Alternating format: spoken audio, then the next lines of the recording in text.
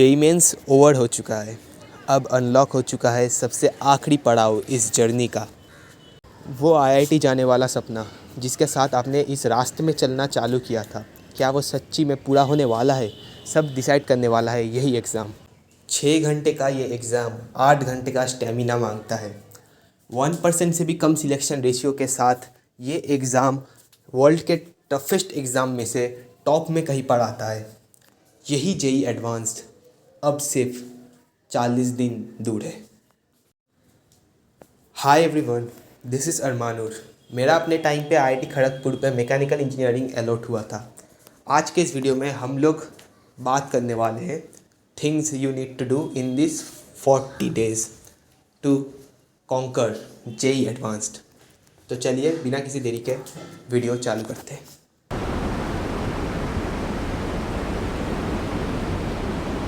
इस टाइम पर बहुत सारे अच्छे स्टूडेंट्स भी बहुत ज़्यादा सेल्फ डाउट करने लग जाते हैं कि ये एग्ज़ाम मुझसे सच में क्लियर हो पाएगा कि नहीं।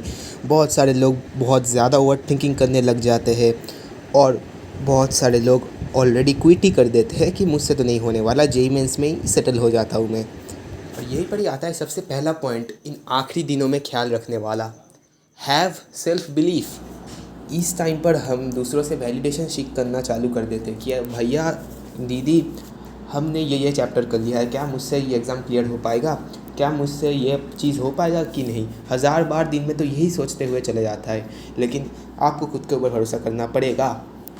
अगर आपने जेईई मेंस तक का जर्नी अच्छे तरीके से कंप्लीट कर लिया है, अपने 100% को एफर्ट दिया है, जेईई मेंस भी आपका अच्छे से गया है, तो जेईई एडवांस में भी आप फोर्स सकोगे अगर आपने खुद के ऊपर यह विश्वास रखा। ये क्वेश्चन सॉल्विंग के साथ साथ एक मेंटल एग्ज़ाम भी है कि आपका एंड्योरेंस कितना ज़्यादा है। जेईई एडवांस में टफ़ क्वेश्चंस पूरा भर भर के आपको मिलेंगे, लेकिन आप कितना देर तक बिना हार माने उन क्वेश्चंस का डट कर सामना करते जाओगे, वही आपको ये एग्ज़ाम क्लियर करवाने की क्षमता देगी। तो अपने ऊपर भरोसा रखो, क्योंकि अगर आपने खुद के ऊपर भरोसा नहीं रखा तो कोई आपके ऊपर भरोसा नहीं रखने वाला। अभी तक तो आप लोगों को पता चल ही गया होगा कि जेईई एडवांस में जेईई मेंस ज़्यादा सिंगल चैप्टर से क्वेश्चंस नहीं बनते। यहाँ पर बहुत सारे मल्टीपल चैप्टर्स को कंबाइन करके हर एक क्वेश्चंस बनाया जाता है, इसलिए आपका हर एक चैप्टर का बेसिक्स बहुत ज़्यादा स्ट्रॉन्ग होना चाहिए। और इसी मिसेलेनियस क्वेश्चंस में मास्टरी अचीव करने के लिए आपको पीवाईक्यूज़ बहुत अच्छे से सॉल्व करने हैं, एक बार नहीं बार बार। पीवाईक्यूज़ आपको ना सिर्फ उस टॉपिक्स में मास्टरी अचीव करने में मदद करेंगे, उसके साथ साथ वो आपका एडवांस के पैटर्न को समझने भी बहुत ज़्यादा हेल्प करेंगे। हर एक पीवाईक्यू आपको कुछ ना कुछ नया पैटर्न और एक नया अप्रोच से मुलाकात करवाएगी। आप जितना ज़्यादा पीवाईक्यू सॉल्व करेंगे, असली दिन में क्वेश्चन सॉल्व होने की प्रोबेबिलिटी उतना ही ज़्यादा हाई रहेगा। तो पीवाईक्यूज़ को इतना डेप्थ के साथ सॉल्व कीजिए कि हर एक पीवाईक्यू के पीछे का कॉन्सेप्ट और उसका अप्रोच आपको अच्छी तरीके से याद हो जाए। पहली बार में शायद आपसे वो क्वेश्चन सॉल्व ना हो पाए, जेईई एडवांस के क्वेश्चन होते ही इतने मुश्किल है, लेकिन आपको उसे स्किप नहीं करना है, उससे मैक्सिमम लर्निंग लेकर फिर ही अगले क्वेश्चन के ऊपर बढ़ना है आपको। जेईई एडवांस में नए पैटर्न को समझते समझते और क्वेश्चन में क्या क्या कहा है वो समझते ही आपको बहुत ज़्यादा टाइम लग जाने वाला है।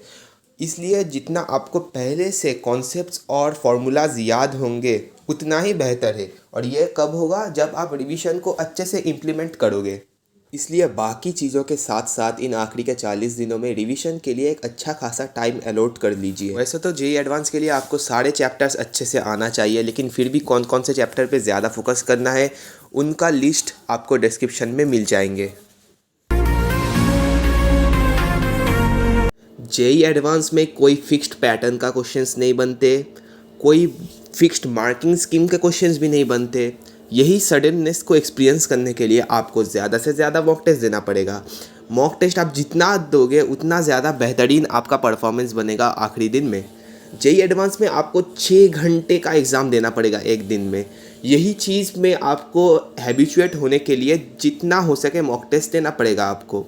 पीवाईक्यूज़ को एज अ मॉक टेस्ट आपको पहले तो देना पड़ेगा ही, उसके साथ साथ आप कोई अच्छे प्लेटफॉर्म के जेईई एडवांस का मॉक टेस्ट भी देख सकते हो।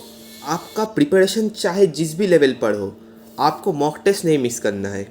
ये आपको हमेशा लगेगा ही कि मेरा प्रिपरेशन तो 100% नहीं है, और वो कभी होने भी नहीं वाला। इसलिए आपको मॉक टेस्ट मिस नहीं करना है, मॉक टेस्ट को अच्छे से देना है, और मॉक टेस्ट को प्रॉपरली देने के बाद उसका एनालिसिस भी उतना ही इम्पॉर्टेंट है। जो जो क्वेश्चंस आपसे नहीं बन पाए, क्योंकि एडवांस में तो बहुत ज़्यादा अमाउंट ऑफ क्वेश्चंस आपसे नहीं बन पाएंगे, उनका कॉन्सेप्ट और उनका अप्रोच आपको देख लेना है एक बार। आपको अपना इजी क्वेश्चंस ढूंढ के निकालने के स्किल पे भी फोकस करना पड़ेगा। And again, paper 1 and paper 2 are completely different papers. Paper 1 में आपका परफॉर्मेंस कैसा भी गया हो, उसके ऊपर पेपर 2 का परफॉर्मेंस बिल्कुल भी डिपेंड नहीं करता। इसलिए पेपर 1 के परफॉर्मेंस के ऊपर ज़्यादा ओवर कॉन्फिडेंट या ज़्यादा अंडर कॉन्फिडेंट बिल्कुल नहीं होना है। आपको अपना 100% एफर्ट तो पुट इन करना पड़ेगा ही एग्ज़ाम में, लेकिन आपको अगर अपना एक मार्क्स का लिमिट सेट करके ब्रेन में रखना है और उसके हिसाब से एग्ज़ाम को अटेम्प्ट करना है, तो उसके लिए नेसेसरी PDF आपको डिस्क्रिप्शन में मिल रहे होंगे। अंडर 5000 रैंक के लिए आपको तो 45% मार्क्स का एबव स्कोर करना टारगेट रखना ही पड़ेगा, और यही मार्क्स स्कोर करना उतना ही टफ काम है। ये तो बात हो गया अगले 30 दिन में क्या करना है, लेकिन जब एग्ज़ाम पास आ जाएगा, आखिरी के 3-4 दिन बचे होंगे, उस टाइम पे रिवीजन पे ज़्यादा फोकस करना है। पूरा रिवीजन ओरिएंटेड हो जाना है उस टाइम पे। एग्ज़ाम से पहले तो मॉक टेस्ट बिल्कुल नहीं देना है, उससे आपका मोरल डाउन हो जाएगा। एग्ज़ाम से पहले दिन ओवर थिंकिंग होना कि क्या मुझसे ये एग्ज़ाम सॉल्व हो पाएगा कि नहीं, मेरा 2 साल का 3 साल का जर्नी का सबसे आखिरी पड़ाव है, क्या मैं इसको अच्छे से कंप्लीट कर पाऊँगा कि नहीं, ये सब थॉट्स आना नॉर्मल है।